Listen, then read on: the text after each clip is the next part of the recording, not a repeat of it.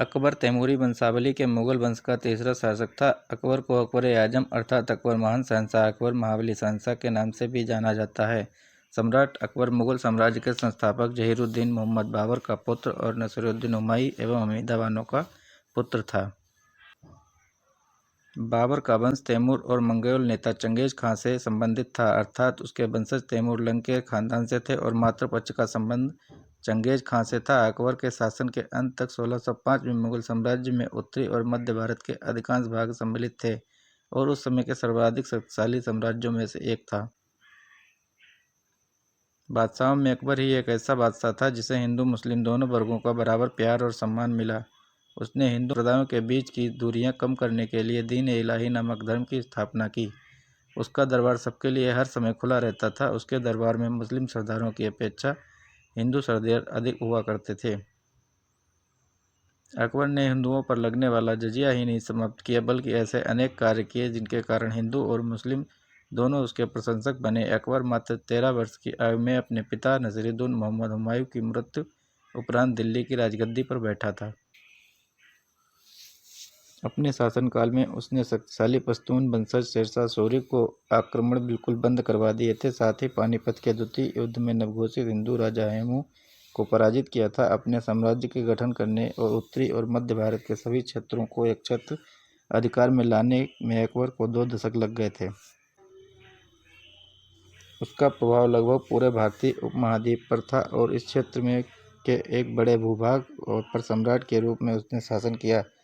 सम्राट के रूप में अकबर ने शक्तिशाली और बहुल हिंदू राजपूत राजाओं से राजनयिक संबंध बनाए और उनके यहाँ विवाह भी किए।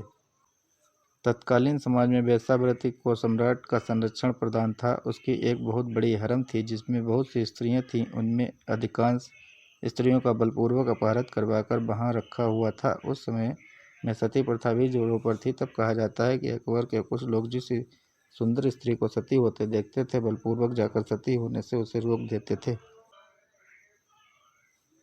वह उसे सम्राट की आज्ञा बताते तथा उस स्त्री को हरम में डाल दिया जाता था। हालांकि इस प्रकरण को दरबारी इतिहासकारों ने कुछ इस ढंग से कहा है कि इस प्रकार बादशाह सलामत ने सती प्रथा का विरोध किया, वह उन अबला स्त्रियों को संरक्षण दिया। अपनी जीवनी में अकबर ने स्वयं लिखा है, यदि मुझे पहले ही यह बुद्धिमत्ता जागृत हो जाती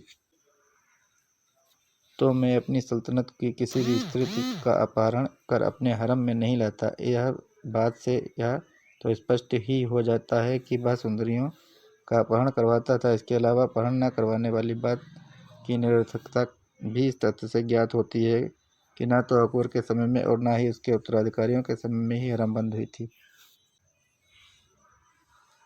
आईने अकबरी के अनुसार अब्दुल कादिर बदायूनी कहते हैं कि बेगमें कुलीन दरबारियों की पत्नियां अथवा अन्य स्त्रियां जब कभी बादशाह की सेवा में पेश होने की इच्छा करती थी तो उन्हें पहले अपने इच्छा की सूचना देकर उत्तर की प्रतिक्रिया करनी पड़ती थी। जिन्हें यदि योग्य समझा जाता तो हरम में प्रवेश की अनुमति दी जाती है।